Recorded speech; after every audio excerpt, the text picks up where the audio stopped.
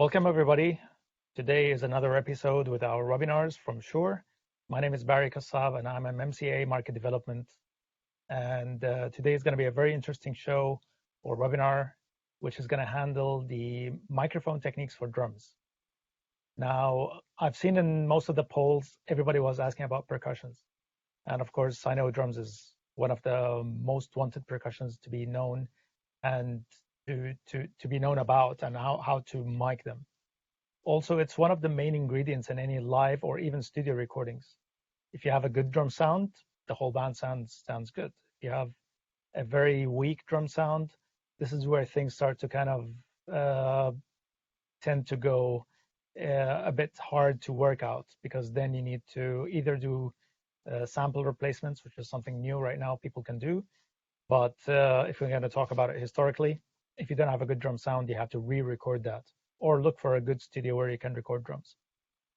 Now, generally, if I want to try to recap a little bit on last week's webinar, we've been talking about the acoustic guitar.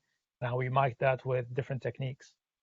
One of the techniques that we used was the XY microphones. Now we've elaborated about the XY as one of the good stereo techniques with a very good center composition of the sound.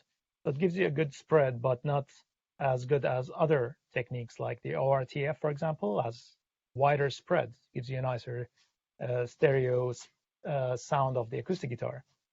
Now, of course, with the drums, we have the same techniques. You can use the XY, you can use the ORTF, you can use the parallel. There are many techniques that is involved, especially with the overhead microphones. But let's talk a little bit about the history of how the drum microphones came into existence. Now, if you look on the old recordings in the early 60s, the drums were not mic'd. There was no idea about did we mic the drums or not. The only thing they had a room microphone that can pick up the whole band and a single vocal microphone for the vocalist. And the whole band was performing in a room, and they were like very minimal microphones. Moving forward, the engineers realized that there are certain instruments that needs to be mic'd up because they're not cutting through in the recording. So they are there, or either the musician needed to play harder than he's supposed to on an instrument, so he has to kind of push it to be louder. So gradually, with the time moving forward, by the time the Beatles came out, a lot of the engineers realized the fact that with more microphones on the instruments, you're getting more fidelity. And that was the birth of the hi-fi or the high fidelity. And then slowly after that, the audio companies who were building playback equipment like tape machines and speakers, they realized like having multiple speakers as well helps in giving a higher fidelity as well for the music.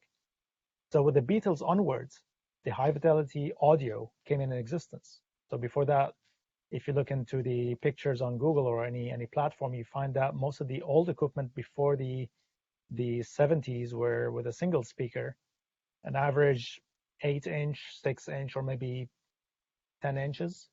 They used to call them a full range later on, but before that, it was just playing as much as it can handle. It cannot go to the deep lows like we know today, like that very rumbly low frequency, and it cannot also reproduce the high crisps of the cymbals, like a female vocalist, or the strumming on acoustic guitars. By the time the Beatles came into existence, the birth of high fidelity speakers came out, so they were looking for more full range speakers. So the Philips was one of the major contributors in doing full range speakers, and then they later on they started with a two-way system. So they had a full range plus a tweeter, which extends the high frequency range. Then they realized that having a full range with a tweeter is not covering the whole range, so they do a more flexible speaker that can go extremely lower than it's usually. So they did a woofer with a tweeter. The woofer can go up to the good mid-range, and the tweeter can take it over from the mid-range up to the high frequencies. And then three-way systems came in existence, and so on and so forth. So that's why you go in the market right now and you look on speakers. You find speakers with 2 drivers, 3 drivers, 4 drivers sometimes, and that is the idea of having a high fidelity reproduction of sound. But with a high fidelity reproduction of sound, the idea of close miking came to existence. So then engineers started to mic every single piece of the band, including every single piece of the drum kit. So you find now that the drum kit takes most of your mixing desk. If you ever work with a mixing desk, you find that at least your first 8 channels are gone for your drum kit. You want to go with minimal miking. You want to go with comprehensive and more sophisticated miking, at least you can go up to maybe probably 14 or 15 channels from your mixer, sometimes even 16 channels of your mixer, especially if you want to go with natural room sounds. We're going to talk about room sounds down the line today. Now, why is that? I mean, why the complexity of that? The reason is that generally the drum kit as an instrument is a high SPL instrument, or it generates a high sound pressure level that kind of isolating the sound of every single component of the drum kit becomes harder. And it's even harder to a level that on your kick itself, sometimes you want the beater sound separate from the whole kick sound. So sometimes you use 2 mics. In some cases, people use a single mic on the front and they build another kick like a cave with another pin that is tuned slightly lower. And then they put a mic on that. Also, miking techniques are different based on the genre you're using. In rock and roll generally, and hard rock or even metal, usually the kind of sound they're looking for is more, let's say, bright. It has that click sound on the beater. In pop, it's more rounded. In jazz, also it's rounded. So based on that kind of sound as well, you decide on what you need to do with it. So you either mic the kick from the hole. There's a hole from the front where you put the microphone there, and you get a bit of a brighter sound. Or you can actually have the front skin on the kick completely without any holes, and you can mic that, and then you get a darker sound. But there is no one size fits all, definitely.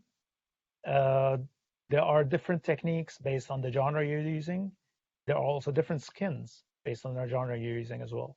So not all the skins represent the same sound. Some skins give you way more overtones. Sometimes you want to pick up more overtones. So then your miking position will start to tend to go more on the rim side. But if you want to get the overall sound, kind of part it off slightly step it away from the skin, and then you get more overall sound. Now, of course, the more you do it, the more you get an idea about it. And the more you start to kind of build a preference in your head. Now, generally, the first step that you need to take care of before you even mic your drums is you need to kind of understand if your room can contribute in a positive way or not. If your room is not going to contribute positively to the drum sound, that means even your overheads needs to kind of lay slightly lower to your kit. But if your room is contributing positively and you have a nice warm reflections in the room, then you can actually put them slightly higher, and then also think about your room microphones. If your room is not contributing positively, also you need to think that means you need to do more work in your post-production, or that means after you record your drums and you are processing that in your timeline, you need to think about using some reverbs that can represent the drum room sound. Last week with my colleague Fally, we spoken about some major studios that they kind of captured those rooms and use them in some plugins so you can use them. So known studios like Abbey Roads or some of those Nashville studios, maybe some chambers like in churches or in venues. All of those, they capture them as an impulse response, and they use them in softwares later on, which can be quite helpful as well in reproducing drum sounds that you don't have.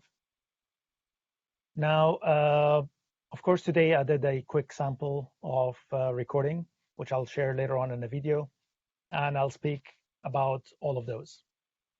Now, I'll just kind of share the screen quickly and just point about the microphones. So if you can just bear with me, there's some place where I can just share that on my timeline.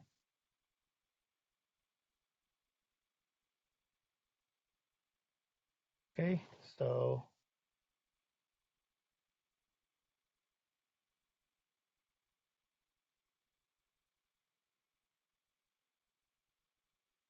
okay. So this is a part of the video that I was doing today. And you can see the mics on the kit. Also, you can see on the top, I have the two overheads. So I've chosen to use the ORTF, which is a French style. It's very close to doing, two parallel microphones on the top with 110 or more degrees. It gives you a nice wide spread of the kit, which sounds very natural to you as a drummer. So if you are a drummer and you are accustomed to a certain sound on your kit, the ORTF is the closest. You can go also with parallel, so you can do two separate mics aside from the kit as well. One can be on top of the ride because the ride usually is the weakest compared to the crashes, of course, or your Chinas. And the other one can pick up the hi-hat.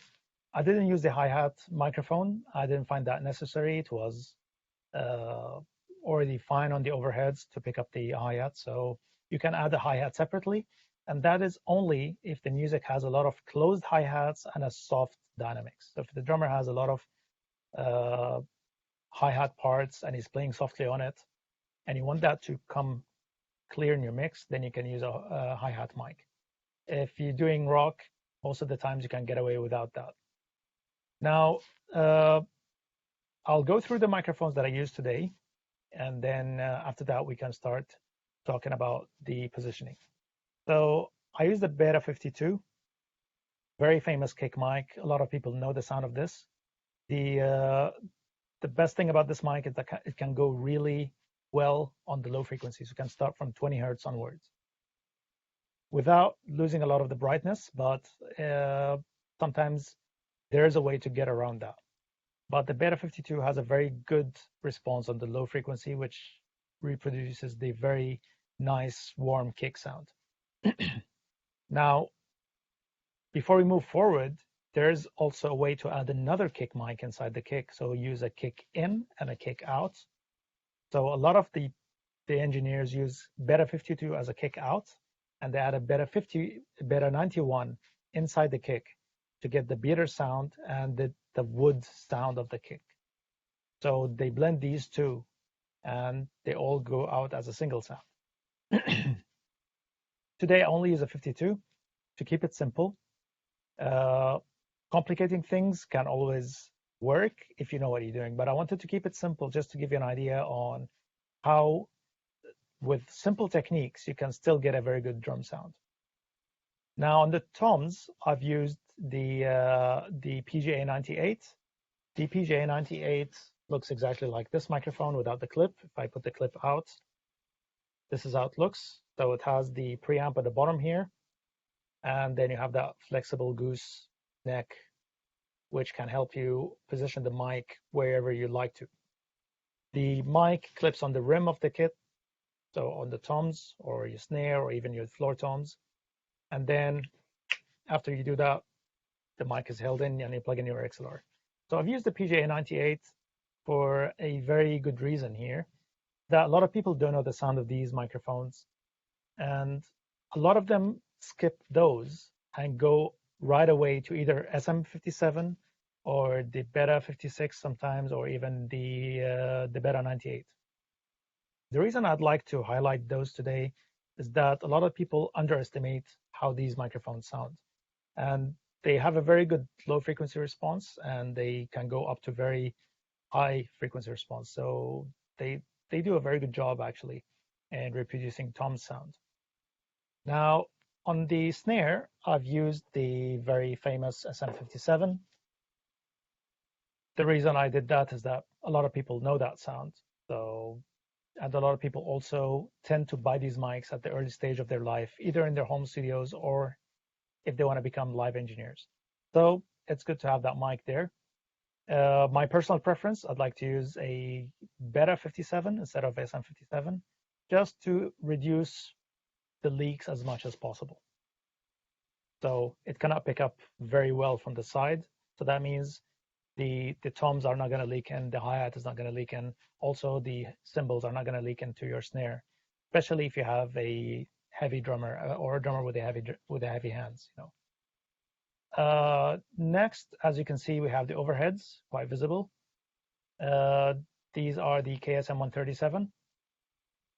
The reason why I'd like to use them is two reasons. First, you can see here there's a thick rod in the middle, and that rod comes with the KSM 137 stereo kit.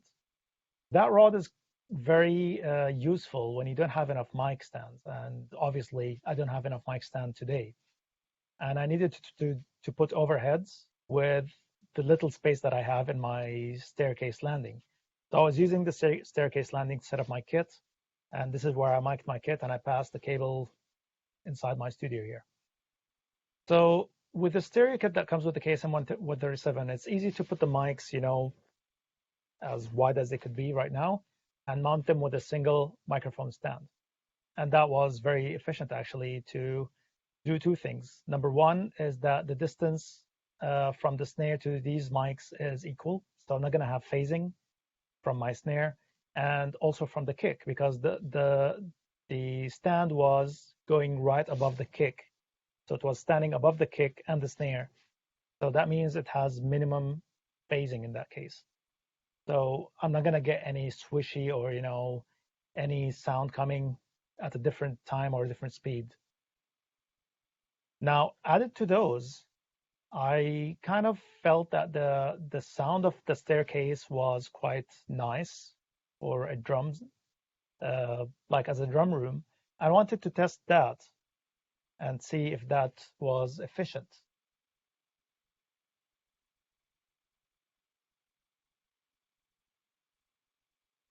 Give me a second. I think I'm getting a message.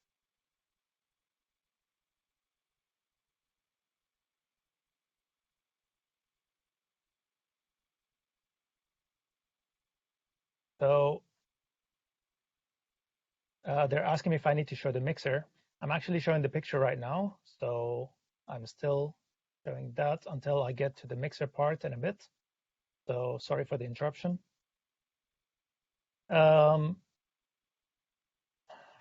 Here's the picture again. So I'll repeat that. Sorry, I've moved the picture to the center so I can keep my eye contact there. So again, I'll go through the mics from the top. You can see the 98s on the toms. The two 137s are on the top. And then, as you can see, it's the staircase landing that I'm using as my space. So now I'm going to talk about the room microphones, which are a pair of ribbon microphones. Now, these ribbon microphones are quite acquired. They have acquired taste. The reason why is that they are not too bright when it comes to room sound, but they also have a very good low frequency response. So it can give you the nice low frequency verb, especially if the room has that kind of sound. So I've used a pair of those spaced away, about 1.5 meters away. They're not showing here, but I'll play back the sound in a bit. So the first sound that I'll play back is going to be the room microphone. Now, the first thing I need to tell you about is that I'd like all of you to pick up your most favorite pair of headphones or earphones and plug them in so you'll be ready to hear the sound of that. Now, it's going to show you here right now the mixer. And on the mixer, you can see that I have, let me just reset that quickly.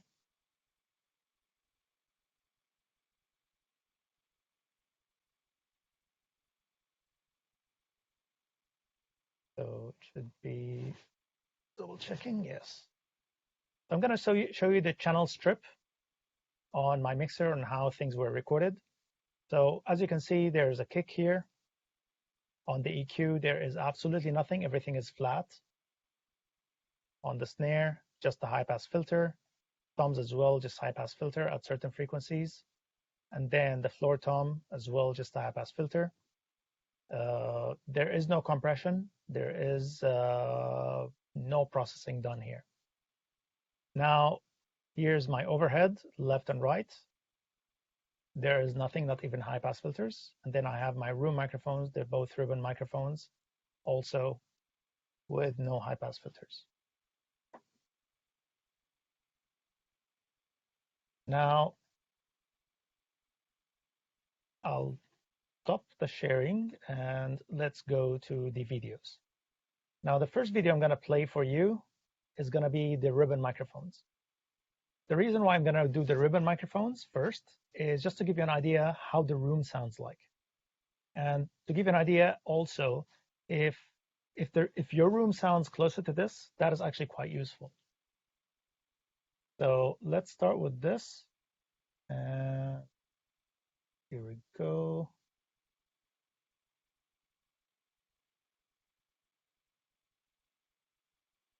Okay, let's get ready. Put your headphones on and playing back.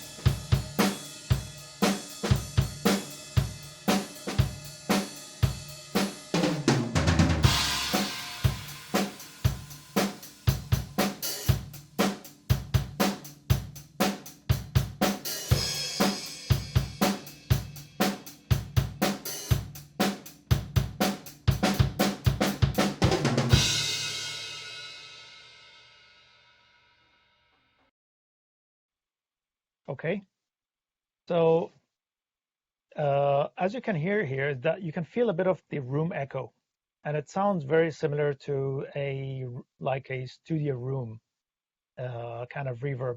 So whenever you have a plugin and you browse in your plugin to find a room studio sound, that gives you a bit of a low frequency verb. That is the kind of tone you're looking for. And you can see that the cymbals are not cutting through too sharp. You can hear them, but they're not right in the face.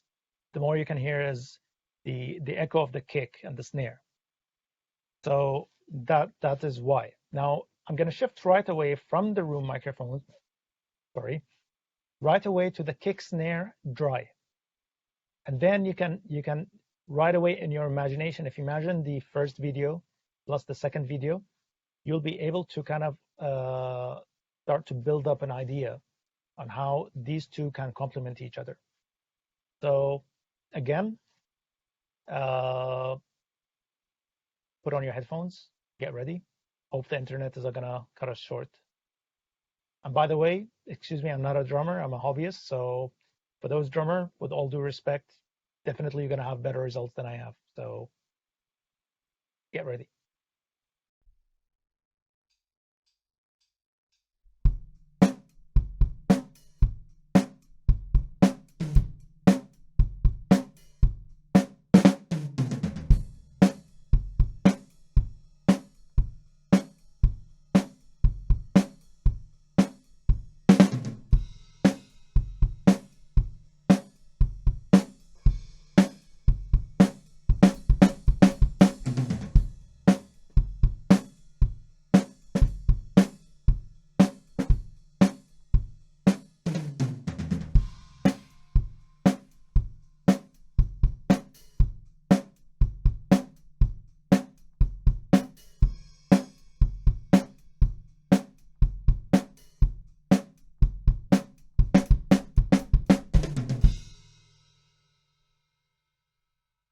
Okay.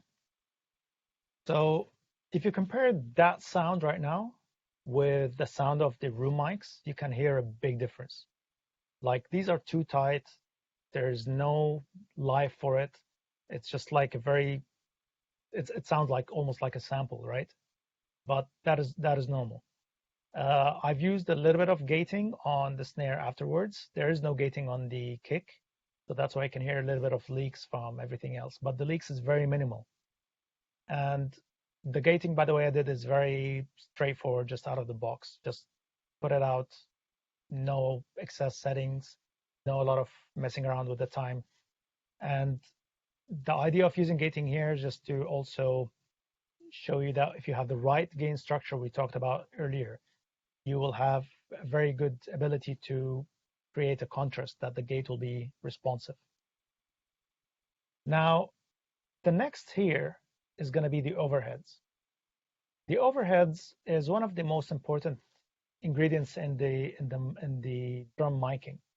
It's the link that can gel or kind of put together all these little pieces. So you heard right now the kick and snare. It sounds very centered. There's not a lot of life for it. And whenever you hear drum recording, you hear it nice and spread, and it feels like, we have an actual drummer in front of you. Now, the first microphones that brings out the life of the kit is the overheads. Even if they are in mono, they still bring out the life of the kit. But when they are in stereo, especially in a parallel or an ORTF, they give you a nice stereo spread, which contributes to give you a very, very good life to the close miking. So what happens here is that your close miking is taking the main sound of the kit. So if you have, your snare, or you have the toms and you have the kick, those have a close miking and they will be coming like right in the face, but without life. The life of the kit will be from the far miking or from the overheads plus the room mics. Now I'm going to play back the overhead mics, which are the KSM 137. So let me just browse that quickly. Here we are.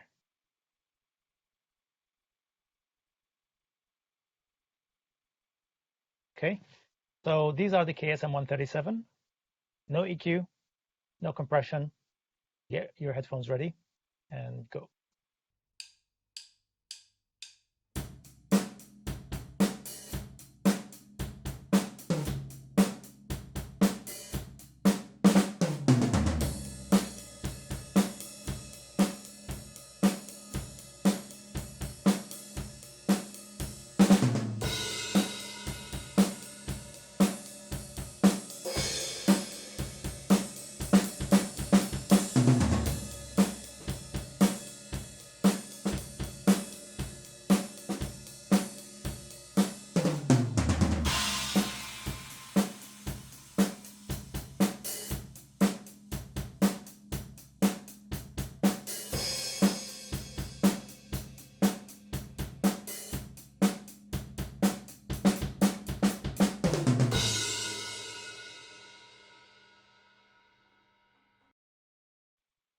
Okay, hope that played out well.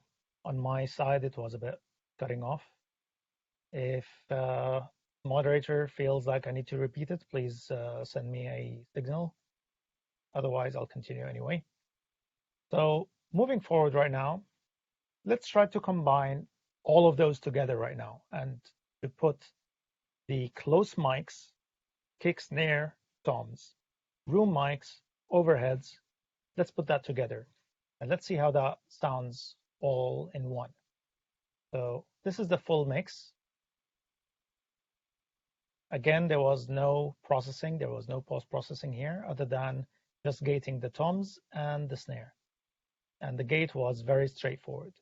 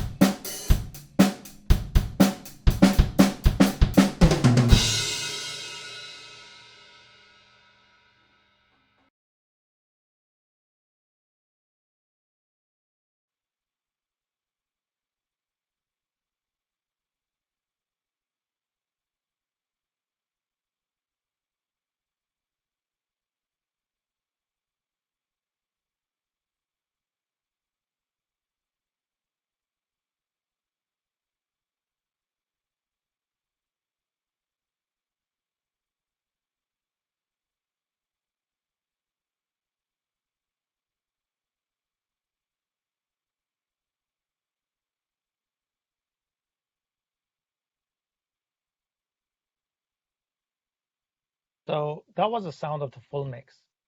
And as you may heard, is that the room mic complemented a lot of the kick sound. It gives you more life to the kick rather than the first or the second video which I played, which has only the kick and snare. So the close mic into the kick is pretty much covering the low frequency part of the kick, but it's not giving you the beater sound. It's not giving you a lot of the other ingredients which is related to the kick. But then with the room and the overheads, it kind of complements that really well, and then brings back the life of the kit. Same thing with the toms. The close micing of the toms is bringing you the most powerful part of it, but then the life of it, the way the reflection of the room helps in bringing the toms sound, helps even more. Now, the recording that you heard here is called a raw recording. That is pretty much what you do when you track any song with any drummer. If your drum sounds like this, raw, you have a very good possibility to bring out a very nice, powerful drum sound. And that is a part where I'd like always to emphasize on with drummers is like, don't shy out and don't be lazy in tuning your kit. If you spend half of your time tuning your kit, there's a very good possibility you can get very good results. Plus having, the good cymbals and decent microphone as well. Now, if your skins are old, they're not tuned well, and you have all these issues in hearing the drum kit as it is sounding good, then obviously, even with the mics, even if you have the best mics in the world with the best preamps in the world, and even if you bring the best engineer in the world, it's still not going to give you the best potential in that case. So generally, tuning the drums tends to be challenging, in my opinion. It's not very straightforward. The reason is that, as you can see, the skin has at least 6, maybe 8 lugs on it, and finding the physics of how the skin is stretched just needs a bit of kind of attention. Also, it's not one skin. You have a skin on the top, skin on the back. Also adds more complexity. I've spent a very good amount of time learning how to tune drum kits, because that was something that I wanted to learn as an engineer before I was talking about miking up. The reason why is that I face a lot of drummers who are good drummers, but they don't have a lot of knowledge about tuning kits. Probably they never spent enough time in this. So that puts me under pressure as an engineer to reproduce a good sound of the kit. And that means I need to over EQ my microphones. That means I'm going to lose more headroom, and then I'm not going to get the output I'm looking for. So it took me a very good time to actually learn tuning drum kits. And so far, I mean, I can get away right now tuning kits, and still more to learn. There's nonstop learning curve for all of these things, which makes it more interesting as well. The challenging part is that whatever you learned about clear skins does not apply to coated skins. And then whatever you learn about coated skins doesn't apply for the double ply and the oil filled and all of those. So the more you try with these, the more you get more knowledge. This covers a very good part about today's webinar. Again, I'd like to emphasize on the point that when you have your microphones placed on the kits, make sure you have your headphones connected to your desk, or if you're using in-ear monitors. I personally am a firm believer of in-ear monitors. So today I was using the PSM 900. That was the body pack with my earphones. The earphones make sure that it actually plugs my ears really well from the actual sound of the kit, and only produces the sound that is the microphone picking up. So then I know if my position is successful or can be optimized. The other part is that you always try to look into the polar pattern of your microphone. Every microphone has a polar pattern. Today I was using, let's say, the 98s, they are cardioid. So I was making sure the back side of the microphone pointing right to the cymbal, and the front is pointing to the middle side of the tom, slightly off to the middle, not close to the middle. So I not get the stick hit more than anything else. But also, I would not get a lot of the rim sound because the rim has a lot of that ring overtones that a lot of people try to EQ out. So if that was very close to the rim, if that is the rim here and this is very close to the rim, you start getting a lot of that ring tone, like a bell sound, which you don't like. So try to hoist it higher, and that is pointing slightly off to the center. So the stick is not going to be picked up, but you're going to get more of the skin resonance in that case. Always find the optimal place where you need to put the clip. So some people put the clips on the edge of the tom. So if the tom is here, left and right, they put it on the edge here, and then they make it point to whatever they do. But then you have the cymbals right on top. But that means the cymbals is still in the front side of the microphone. So that means you're going to have a lot of more leaks from the cymbals. So always shift that slightly to the top, and then have that cymbal riding on the microphone where the backside of the microphone is going to reject the cymbal. And with a little bit of EQing on your toms, you're going to have way more rejection. Also, that contributes to making your gates work better. Obviously, you need to gate your kit to optimize your signal and make the optimal sound of your room microphones, which are the overhead microphones and your room microphones. If you keep your toms without gating, the toms also work as your room microphones in that case. And then they will add more sounds of the things that you want it to be less. So the biggest leak comes usually from your hi-hat, your snare, and then it's not going to be optimal anymore. So if your snare is loud, you want to reduce it without using gates. It's still going to be leaking from your toms, and then that's not going to come up with a very good mix. So these are the most important tips I would like to use today. Obviously, it's not a drum room. It can be a drum room to some extent, not optimal, okay? With more post-processing here, definitely you can get a very good drum sound using the same setup I used today. Now, are they better microphones to use? Of course, if you want to spend on a higher level microphones, you can use the Beta 98 AMP instead of the PGA 98. You'll get more definition on your toms. You can use a dual microphones on the kick. So you can use the Beta 52 with a 91 together, one as a kick in and the other one as a kick out. And you can get even more results in that case. You can use a hi-hat microphone, another KSM 137, and then you can get that. There's one also important part that some people mic the bottom side of the snare to get the snare wire as well and isolate that from the snare top. That is a very known technique. A lot of people use that. The most important part about this that you need to make sure that the bottom mic is out of phase with the top, so they will not cancel each other. Simply, you're hitting the top skin, so the skin is going inwards, while the lower skin is going outwards.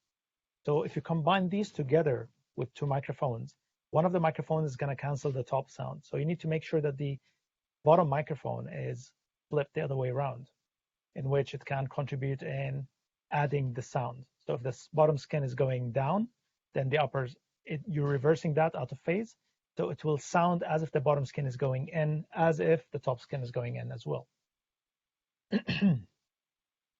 Now, today's session will not be completed without, getting some knowledge from the field. So I'm quite happy today to actually introduce a guest with me today, who's going to be speaking about his live experience.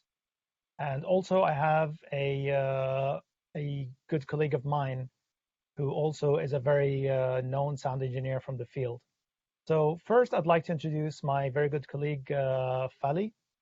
So Fali, are you around?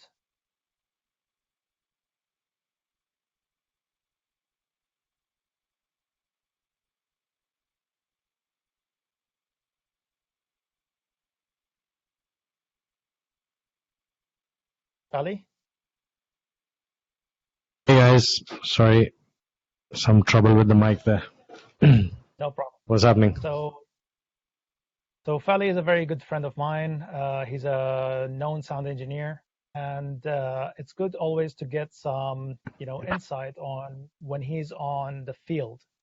What does he bring from the field for us as knowledge in terms of microphone positioning for drums, and what are Right. the tricks that he uses as well that you can share? Yeah. Yeah, for sure, for sure. Um, my number one tip for miking drums is never to have those mics really close to the head. At least like 3 inches away from the head, because you want to hear the resonance from the head. You don't wanna. It's like having your ear to a snare drum and then someone hitting the snare drum. It's not gonna sound natural being picked up from the mic. So you need to have some distance. Um, Me personally, I like to have at least around 3 to 3.5 inches of distance from. It might sound excessive, but I've come to figure out that that much distance from the head basically brings out the most natural tone of the instrument, and not necessarily only drums, most percussion, I'd say. So timbales, djembes, congas for that matter also. A little distance from the head is always beneficial for sure. Um, Another little trick for getting the best out of your kick drum sound, especially in a live scenario, and actually, yeah, even for studio, is the Beta 52. Uh, Try to point it away from the beater just a bit. I'm talking about like maybe 10 degrees off the center. You kind of get a much bigger, boomier. Not boomier is not the right word. A much bigger, heavier sound actually from the kick drum, as opposed to, especially if it's a rock or a metal drummer playing, having it point straight at the beater, you get a lot of clickiness from the beaters against the skin. So get it into the drum, but just angle it like 10 odd degrees off the center, and you'll find it sounding much bigger. Um, these two things I'm like very particular about: the mic position for the toms. One more thing I could touch up is the position for the snare. Um, Again, the distance, number one, but just be careful that you're not positioning it in a way that you get a lot of pickup from your hi-hats. Um, a lot of that, I think, also has to do with the drummer's technique. Like if the hi-hat, that usually if you're a right-handed player, your right hand is much stronger than the left hand. And so, especially beginning drummers starting out, your right hand is going, nuts on the hats, whereas your left hand is a little weak, so you're not hitting the snare hard enough. And you'll find as you keep turning up the gain on the snare mic, you're suddenly starting to pick up a lot of hi-hats. So just be a little cautious about how you position the mic. And I actually prefer Beta 57 on the snare, just so that it's a little tighter pattern wise, so it rejects a little more of the hats as compared to a standard 57. But that's just my opinion. But I think that makes a little difference if you're looking to get a cleaner, more accurate snare sound and reject as much of the hats as possible, which I think is quite a problem actually, quite a lot of the times, and more so Lovely, I guess in the studio world. lovely. I actually have the same preference in terms of the snare. I always like to use the Beta Yeah, 57 for the same reasons you better mentioned. 57. Yeah. Yes, yes. And actually today I was experimenting while I was positioning the PGA 98, and I was Hmm. going really close to the skin or far. And Yeah. exactly like what you said, the farther I go from the skin, the better the sound and the less the sound of the rim. The rim Yeah. contributes in making the sound travel through the wood and back again into the skin, but it's not the Yeah. not what you want to pick up by the microphone. Yeah. So Yeah. the closer it was to the rim, the more horrible the sound was, and then Yeah, it's a even different the sound. I guess it's I've never found it a pleasing sound. It's a different sound, but it's never been like I guess like the back in the day when I used to work with a lot of metal bands is where I'd actually get the mic really close to the head, just because in those days there were loud drum monitors which were blasting guitars, distortion guitars, which at that point makes it sound like it's almost like that mic is picking up less toms. It's picking up more ambient noise that's just coming out from those speakers. So in those days, I would actually take the capsule really close to the head, just so that the amount of gain I had to turn up on the toms was much less. You know, but that's just that I haven't. If it's a standard rock and roll pop show, 3 inches away from the head, I think it works. It works brilliant, absolutely brilliant. Nice. Well, actually, speaking of this, that's why I always respect drummers who come with their in-ears, and it always gives me an indication that this guy understands what is going Yeah, on, especially with the yeah, drums. Speaking yeah. of gain, today my maximum gain was 20 decibels, Uh-huh. or yeah, Nice. but most of the mics were like ranging between 17 to 18, except Right, for maybe the right, kick right. was about 22. And the room Okay. mics, because they're ribbon microphones, they were about 30 something. I mean, that is You have to turn obvious. those up. And Yeah, we are in a studio environment. We have room for this. yeah. But everything Yeah, else but it's was crazy how good those ribbon mics sounded. Yeah, because like if you go back and I guess if someone checks the recording of this out and you just hear that ribbon mic, uh, it's and notice how it sounds different from the overhead mics. Like you yes, get a decent amount of kick drum. You're not getting sub frequencies on the kick drum sound, but you're getting that thump. You're getting a little point, a good amount of point from the kick drum coming through the ribbons. yes, yes, And I think that's like a really important part of having that room mic, and especially a really good quality room mic can go a long way in getting your drum sound. Like if I had 4 mics to mic a drum set, I would probably do a kick, a snare, and 2 room mics. I would not even do overheads. I'd put 2 room mics because those room mics, if positioned properly, can probably be 90% of your drum sound. And you add a little kick definitely, drum in that for the low frequency extension, and then compress it, EQ it, package it, and that should be pretty good. definitely. Actually, this is one of the reasons I've used the room microphones today is that uh, because most of my work was in live where you don't have a Right, room. So I wanted to right, right, experiment with right, room microphones and see how much it complements my drum sound. And I was very surprised with how much it did. Unfortunately, my staircase landing was not very symmetrical, so it has that like part of a circle. right, So right, right, with the room mics, you can hear the kick louder on one side versus the other. But right. Mhm. Yeah. it's one of the things that you pay the penalty for because you're not really in a studio. Right. How, It's now that still you say you recorded in that stairwell, what is the height of that stairwell? the height is um, it's about 2.8.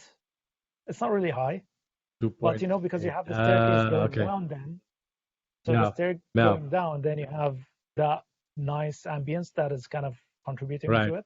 Right. Right. Right. So Right.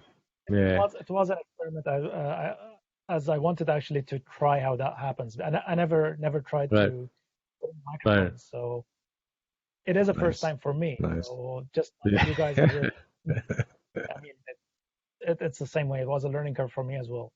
But you know what's a beauty today, Fali, is that we have a guest today who combines Uh-huh. two things together. So this guest is a very good drummer for a band that I usually mix when they perform live. The name of the band is called Point of View. They've actually been selected to open for Guns N' Roses a couple of years ago. And I've been fortunate enough to actually also engineer the band live.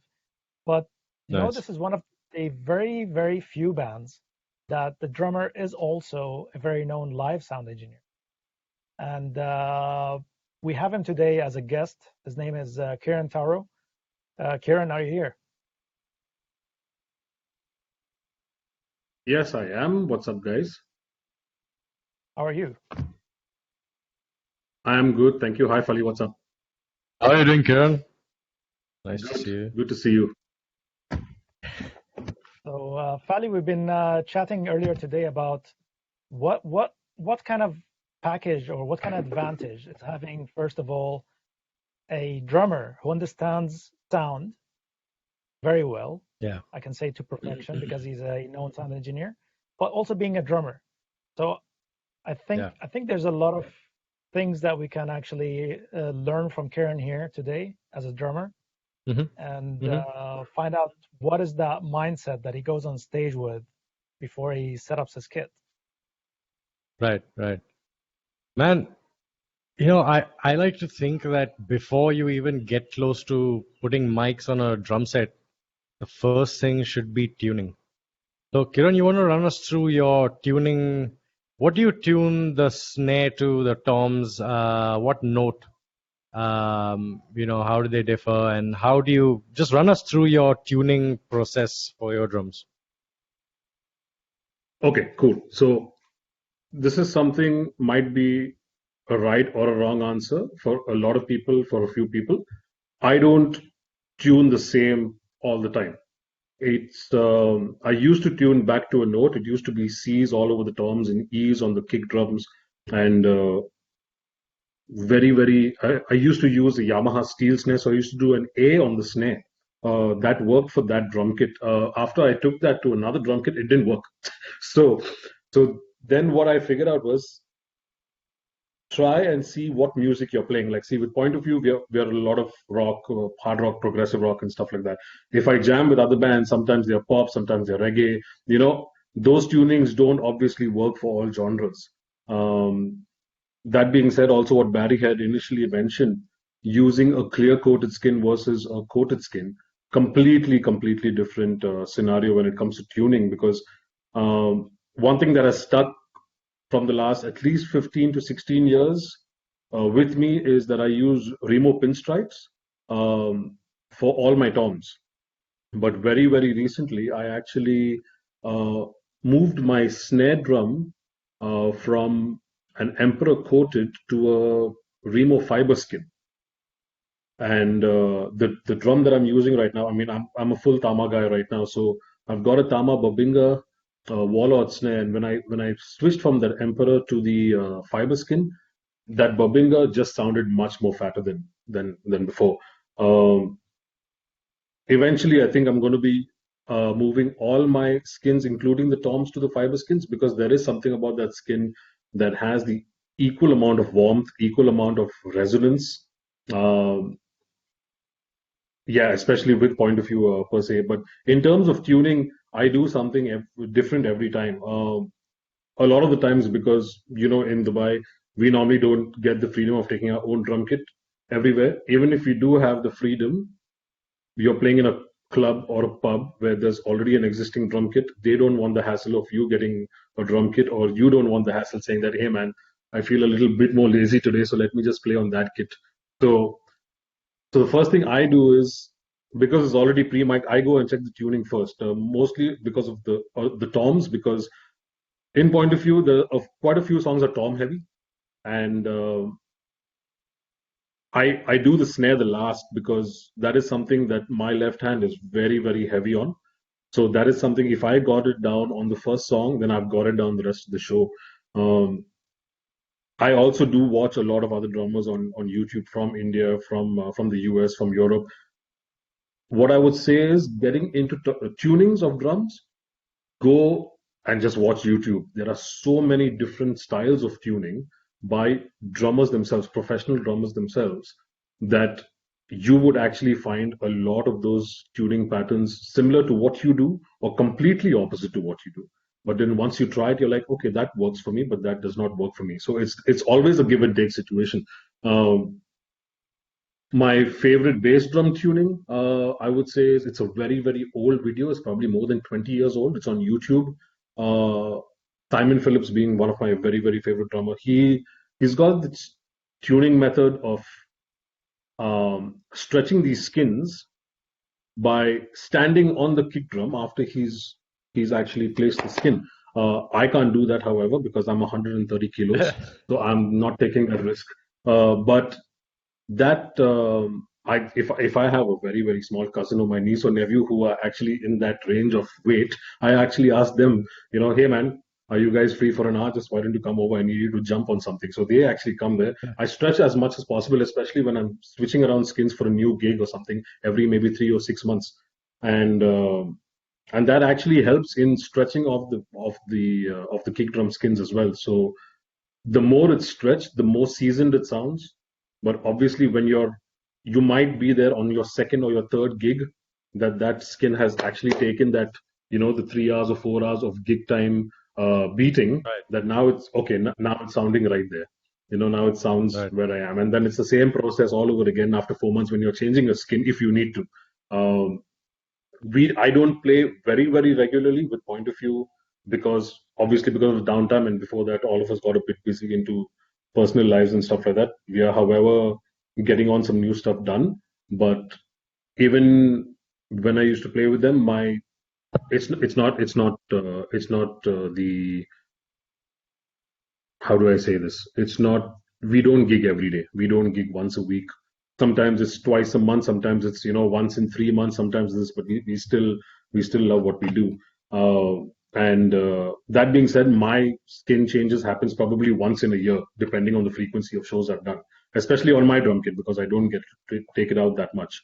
But yeah, in terms of tuning, that's what I do. To what you can also do is very recently, around 2 years ago, I actually picked up this little baby. It's the Tama tension watch.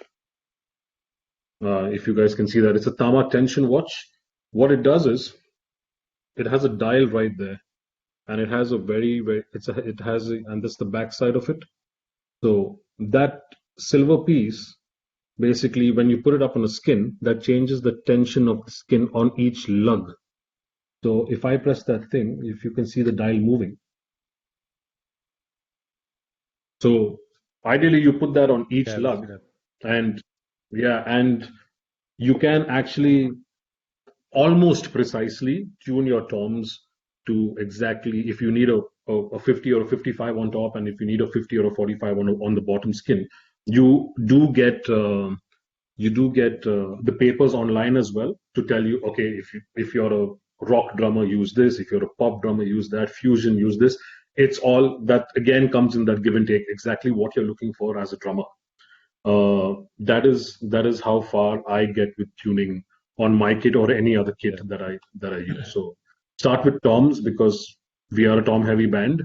Do snare last. Just make sure that the kick is actually being um, the kick for me should be as almost as loud as your snare. And I know this is a very weird thing to say, or the snare is the loudest thing in a drum kit, but for me, that's the way I like tuning my drum kits. So one thing that I learned from that Simon Phillips video is don't put the entire bedroom in your bass drum. So you don't need those pillows, you don't need those bed sheets and all that stuff. You just need two towels, roll them up against the front skin, back skin, and that's it. Just dampen those skins because that's more than enough to dampen your entire bass drum. And what you guys would find out, and what most engineers or drummers who are just starting off will find out, is the fact that if you remove all that stuff, that bass drum sounds much bigger. And then sounding that much bigger, you have the engineer. If you're a drummer, the engineer has a lot more room to get the exact sound that he needs outside on that PA. Yeah. So yeah. That's Nice. It's interesting you mention what's his name, um, Toto's drummer.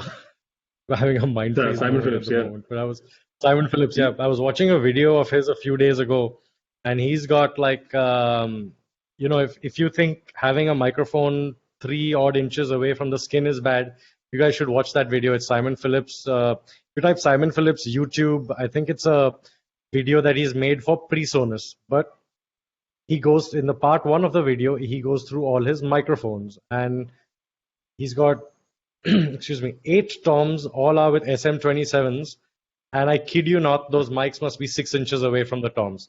And And he comes back with that saying, yeah, that might look silly, but in any case, everything that I play, I like it to interact with all other mics. So I like the snare to also come from the toms, also come from the hats, also come from various mics. And then the interviewer puts a question to him, yeah, but how do you control that? He says, I play accordingly. So there are certain songs where I play the snare a little soft, but then I need to lay into the toms in order to get that tom roll to pop out.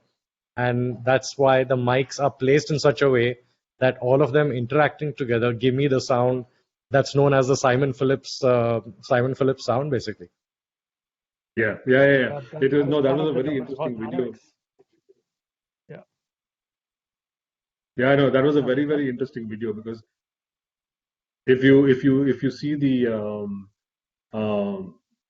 there's one question I always get asked as an engineer, especially being on stage. I've been doing a lot of monitor work in Bahrain for the Formula One stage manager and even for the National Day. So National Day we have Arabic bands, at least one major Arabic band every day. You know, minimum 56 channels going up to a full orchestra with violins, violas, everything. So coming up close to at least 78 to 90 channels and stuff like that. The drummers keep on, coming to me and say, "Oh, okay, how do you handle leakage?" I said, "What do you want me to do?" So first thing, be on a good relationship with your drummer. Most of the time, you've never met him before. Because those drummers for every Arabic artist change. If you're lucky enough to get the same band playing for 4 artists for the 4 days, which has happened before, that is brilliant because then by day one, come showtime for day two, you're already set with that band because you know exactly what they're expecting right now. But always have a very, very good relationship with the people on stage. And one thing I always get a question is how do you handle that leakage? And uh, I get that from engineers a lot when I'm on stage because the thing is I love listening to my toms raw. I want like even though the sizes of my personal toms are very, very, very shallow and they're not very deep, I like listening to the rawness of it. So there's absolutely no moon gel or o-ring or stuff happening there. I might use those o-rings when I'm at practice pad, but not on a gig. And then Barry or whoever else is engineering for us, Pritesh, for example, when we are in India, Pritesh normally handles most of our mixes. So generally they do all the work outside. You need to, as a drummer, you need to trust your engineer. As an engineer, you really need to trust your drummer. Uh, but get talking because that is the most important thing. Because if the backbone, the drummer and the bassist as the backbone are not uh, on that PA and everyone else is on that PA, it's going to be a big problem for both the band and the engineer, which obviously leads on to the crowd not enjoying themselves. So getting key drum sounds is very, very, and I personally like that leakage, especially what Simon was talking about, because I don't I mean I love gates as well, but I use them very, very sparingly because if I don't get that snare sound out of those tom mics, and if I don't get those leakage from tom 1 to tom 2, there is something a bit off on that where you have to really, really work harder to get what you're looking for. That's exactly what I face on stage and at front of house if I'm at front of house mixing a band. But people are very, very scared of leakage, and they should not be. Like Yeah, the that's example that's a you had good given. point. Yeah, good point you make. In fact, here there's one drummer in particular that I work with quite regularly, and for his in-ear mix, he's like, yeah, you know what? I just want kick drum, and I want the kick in mic, so he gets the point of the Mhm. kick drum, and I want my overheads, and that is his drum mix going to his headphones. And all we have to do is sometimes just tame a little of the highs from the overhead mics just to make Yeah, them more yeah, full sounding and send that back to yeah, him on his in-ears, and that's his in-ear monitor. Plain, very simple, very straightforward. And yeah, yeah, he's yeah, the moment you start giving him like a live snare or individual tom mics, suddenly there's a problem because now this tom is louder than that tom or that tom is louder than that tom. yeah, Whereas he's like, yeah, just give yeah, me the overheads at the same volume, bring it up. I'm doing the playing, so I'll manage the dynamics. I was like, yeah, that's a yeah, yeah. that's a super smart way to do it. Yeah. Cool. Speaking about in-ears, I mean, we never had a very long chat about this, and I know Kieran is a full-on in-ears person since the old times. I think now the band is deciding to go into in-ears, but Kieran was always using in-ears, and he's one of the guys who loves his in-ears mix. The moment he got a nice drum sound, it's like you can see it in his face, and yeah, it's like it's a very interesting moment as well for me as an engineer. But I'd like to ask you, Karen. I mean, how did that conversion happen, and how do you express or you just describe the sound as a drummer with in-ears versus a wedge to the drummers, of Okay, course. so this for me, this happened on is it 7 years ago. So I've been using my SE 535s for 7 years now, and it's absolutely brilliant. I actually picked them up when I used to jam with another party band that we had back in the day, and some of them were very, very loud. Being a party band playing pop music, country music, they were deaf. A lot of them were deaf. So all their wedges or all the practice rooms was always. So I'm like, you know what? I can practice with just these things in my ears without plugging them anywhere. So that's exactly what happened. It For the first 3-4 months, I used them as isolators, and then from that time onwards, when I started flying a lot to Oman and Bahrain and stuff like that, I got a lot of monitor jobs. And on those monitor jobs was the first time I started using the PSM 900s, then moved up to the thousands and stuff like that. And that's where it I started using that 50% of it for my job and 50% as a drummer. Uh, when I officially started using it as a drummer, not only for isolation but with a proper bell pack and stuff, it took me at least a good month or month and a half of probably a good 2 or 3 days of practice in a week to get used to the fact that, hey man, my sound's not coming from the snare, my sound's coming from here. So now what do I do to manage that? That's what a lot of musicians right now are really afraid of. uh, some musicians I know, being drummers, vocalists, guitarists, they are also scared about the fact that these can probably damage your ears faster than a wedge, and that's the perception of them. But it's very, very difficult for them to understand that, man, you need to understand something, that if that is on the level that you're listening to right now, and this is not on that level that you're listening to right now, there's very, very few things that can happen. As in, you have to be a really, really bad engineer to do something like that, to try and manage to hurt someone's ears on an in-ear. That being said, touch wood, 7 years, nothing's happened with these, so I'm pretty good with them. But yeah, it took me a good month and a half to actually get used to the fact that the sound's coming from here now. It's not coming from there, and that is what people are scared of. Because, for example, talking about Simon Phillips and Toto, they were here, I think, 3-4 years back for Jazz Festival, and that was the first show when I was working on stage with the rental company, because they had called me for the Avid stuff, for the Avid consoles. So I was babysitting the Avid consoles for them, and that was the first show that the monitor engineer turned around and said, "There's some reverb happening on the console," and it was technically not the reverb; it was actually the shell, the roof, because the roof was not a standard roof; it was more of a dome, and all his reverbs were off, muted, and everything that Stephen Lukather and David Page could hear on that is just that reverb of that slapback happening. And they're like, no, there's too much reverb on this in-ear. And that's the first show they ever used in-ears after their whole rehearsal, because Dubai happened to be their first gig, and now we're listening to Paddy on the Avid forum just a few days back, and Paddy mixes monitors for them right now. Listening to them, they are only on in-ears right now, and I think Steven Pocaro's on a wedge which he controls himself. But yeah, it is difficult. So imagine a band like Toto playing 40 odd years and then suddenly moving on in-ears, and then like, wait, what's happening? There's something wrong here. It's difficult for most of these guys today. Point of view, for example, it's very, very difficult for our singer as well. It was difficult until the first time he put it up in his ears. He's like, oh, okay, this works, and it actually sounds cleaner. It sounds much better. Also for the fact that a lot of people need to understand that if you're on in-ears, it's not only better for you, it's better for the sound outside because there's less leakage on stage. There's no monitors. You have whatever you want on your ears exactly where you are. It makes it much cleaner for the engineer outside, and the in-ears actually make it much more cleaner for you, so you're not listening to stuff that you don't want to as well.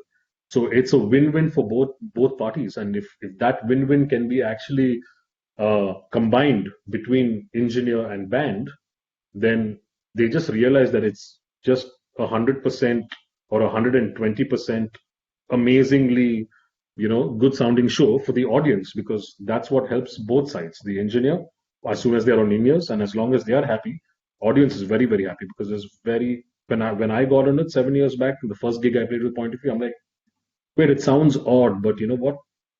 This is something that, yes, I know Arsh is there, I know Royden's here, and find that actually works. And then the second show, third show, it just became easier for me because then I knew exactly what I wanted here.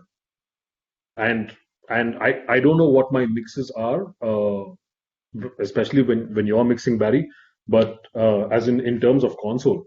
But but whatever I hear, I love to hear the general mix of the entire band, because that's exactly how I see the band performing. So if I have even the two wedges, those two wedges have to give me a complete mix of whatever the band is up with.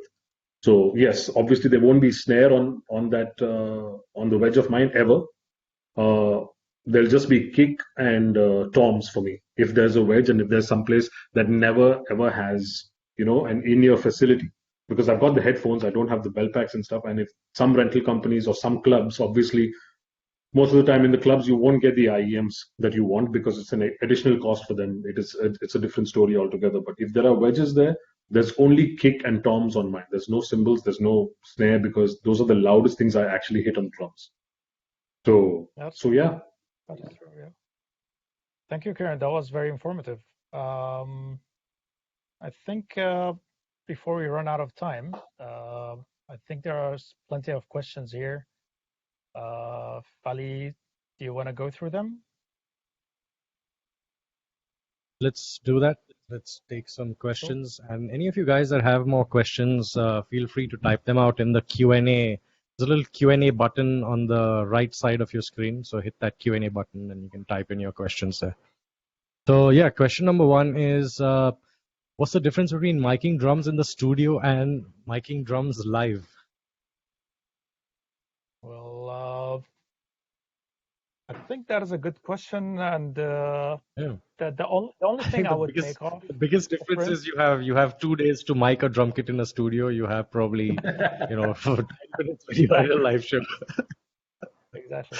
Well, I mean, let's regardless of the hassle, of course. I mean, on a stage you have 45 minutes for the whole sound check, so you need to do it the way you know it, that it would work. So the more practice you know, the better it happens for you. But of course, in the studio, you have all the luxury to try anything you want. But if you want a plain black and white, I think just remove the room mics and you work with the overheads. I think this is the most straightforward answer to this. But then still you have variations in terms of how you want to do the kick, how you want to do the snare top and snare bottom, kick in and kick out. This is all then, budget related. Yeah, for me as well, I think the way I see it, I mean, miking between studio and live, like Barry said, take out those room mics. But when you're in live, what you'll actually find is, if you're the kind of engineer who really wants to get that kit out there in the mix along with the rest of the band, what you'll probably find yourself doing is getting another a bus with a room reverb, and then adding it on very, very specific instruments like probably your snare and your toms, just to get it out a bit. Like for me personally, what I love to hear on my ears is while I'm on stage is exactly what I love to hear while I'm mixing. So my snare drum very, very typically has a plate reverb and a room reverb together. All my toms have a room reverb.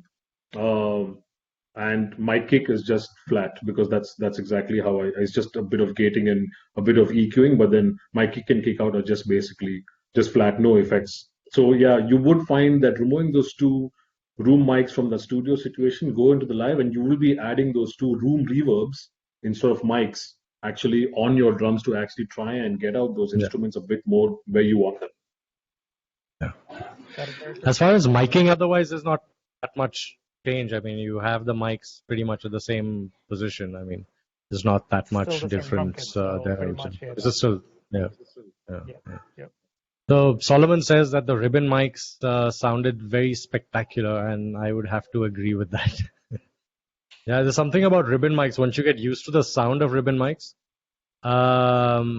it's hard to describe, but it's just them being dynamic and producing a sound that's not like a condenser, but it is not as shimmery, I'd say, as a condenser, but it gets really close as far as the sensitivity of the ribbon, and so it picks up a lot of nuances that, like, standard regular dynamics don't. And I think that's the biggest difference with them, and especially as far as in the 313 and the 353, they're built like tanks, and they can take a massive amount of SPL. So you can put them in front of a bass guitar cabinet, you can put them in front of a very loud guitar cabinet, absolutely no problem with any of those applications.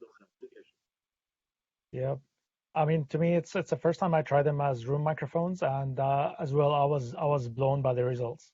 The moment I sat on the kit and I started playing the kick, I was like, wow, that sound of the kick was something I could not describe. That is very true. Yeah. Ribbon mics, definitely. The reason is that they have a very large diaphragm, or they have a large surface. So they act very close to condenser microphones without the brightness. But also they kind of generate a bit of different overtones, which kind of becomes very musical. So I strongly advise anybody who can afford buying these mics to put them on their shopping list very soon. So there's a question here regarding the Glenn Johns technique for recording drums. I think that's if I remember correctly, that's the 3 mic technique, where there's one at the kick drum, there's one directly above the snare, and there's a third one, I believe, at the flow tom. I hope that's correct. The recorder man technique with a kick. Yeah. So the recorder man technique, I mean, I've been watching a few videos, to be honest.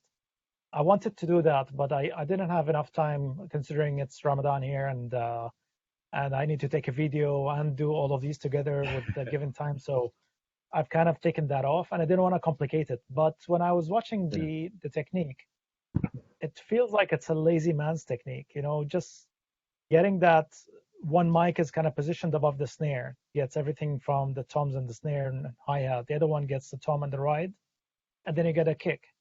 But how good and bad is this? I mean, this is perfect. I mean, what do you want more than this?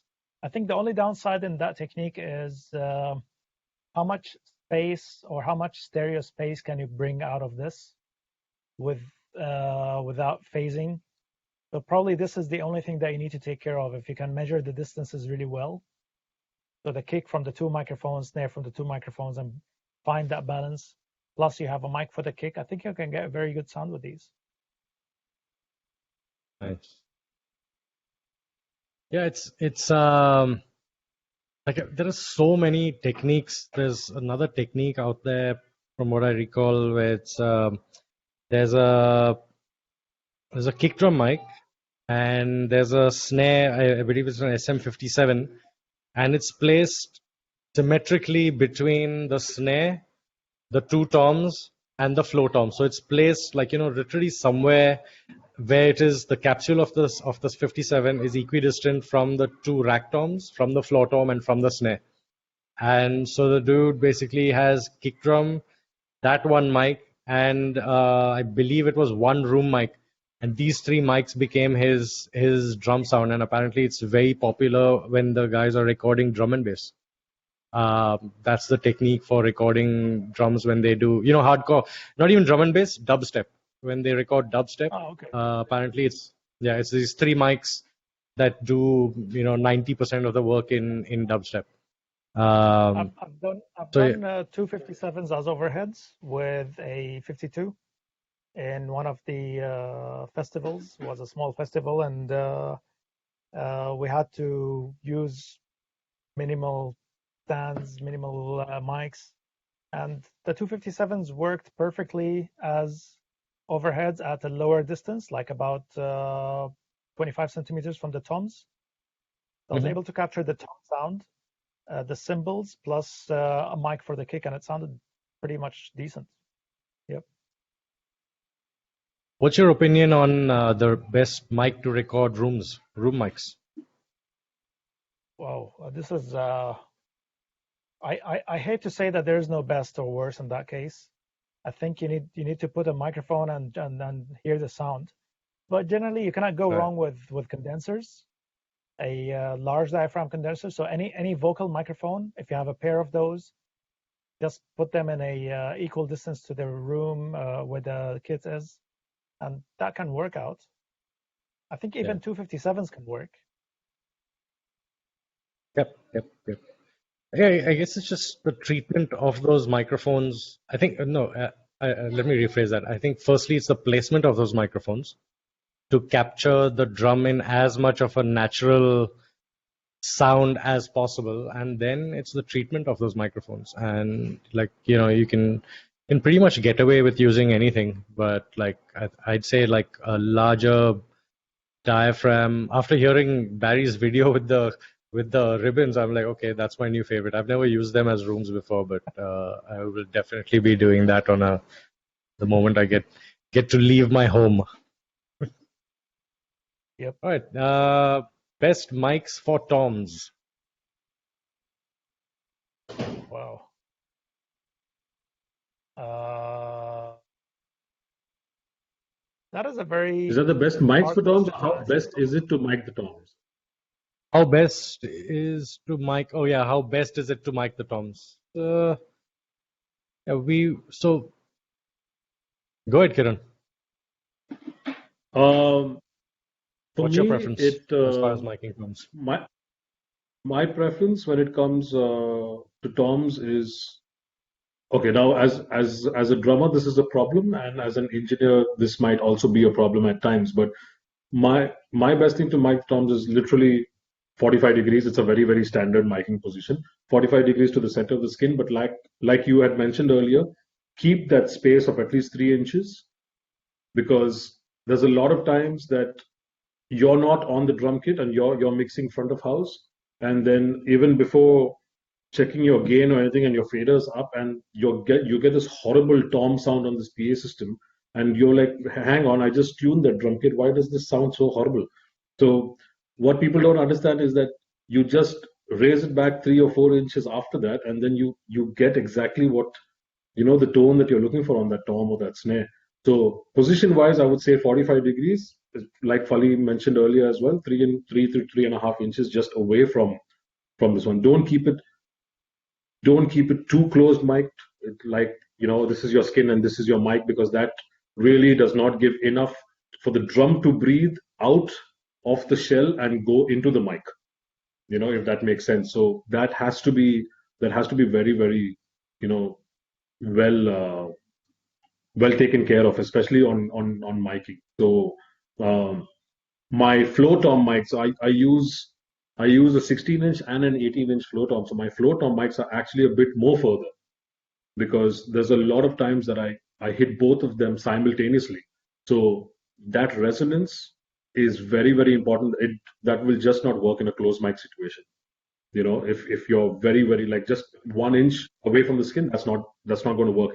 It's probably going to sound like your 13-inch tom that is on your this one, and not going to sound like a 16 or an 18. So keep those mics as well distant between your skin and your microphone. Yeah. Yeah, that is true. I think the biggest I think the answer to what mic works can be started with the dynamics. So a lot of drummers have let's say have good control of dynamics. Then if they have control of the dynamics, then they will be able to use probably the more, let's say, more sophisticated microphones. But if you have a drummer who's just started playing with a rock band and all he does is, is playing the kit on the louder side of the kit, then probably dynamic microphones work really well. And the moment he starts to understand that there are parts that are softer, parts that are harder, then he starts to travel into going more into condenser microphones. So generally, the 98s family, PGA and the Beta, are really good for a drummer with good dynamics. If you have a drummer with like heavy-handed, I think he's not going to make a good benefit out of these microphones. And that's the same thing as well with the rest of the kits.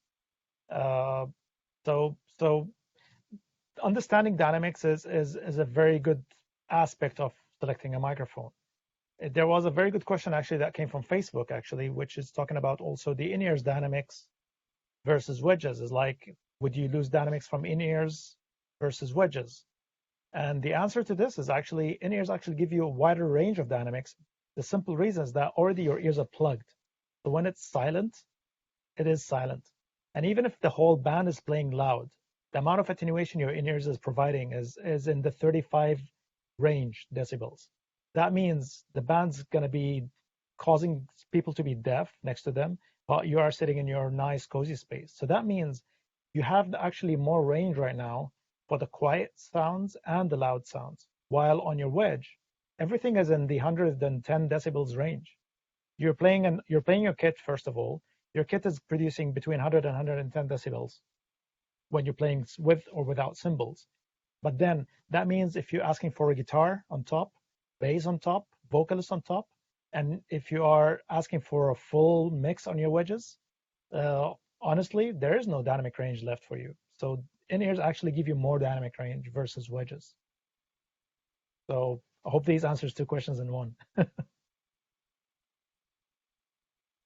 Cool. So I think that's it for the questions that I see. Cool. That is good. Yep. Perfect. Yep. So that was an interesting session today, actually, and I know today we stretched it out pretty late. I think since it's Ramadan time, we're gonna start doing it a tad earlier. Hopefully, we can get everybody to participate from all the regions. But if there's any pending questions, feel free to leave them on Facebook. For those who are watching us on Facebook, we will try to come back with an email back to you with an answer. Finally, I'd like to thank our guest today, Kieran Fally, my permanent moderator and guest. It was a very good privilege to have all of you guys today. And I hope you guys have a very good evening. So hope to see you soon with another episode, and have a great evening. See you soon. Thanks, guys. See you soon, Thank you so guys. much. Thank Stay you. safe. Bye-bye. Cheers. Bye. Bye. Bye-bye.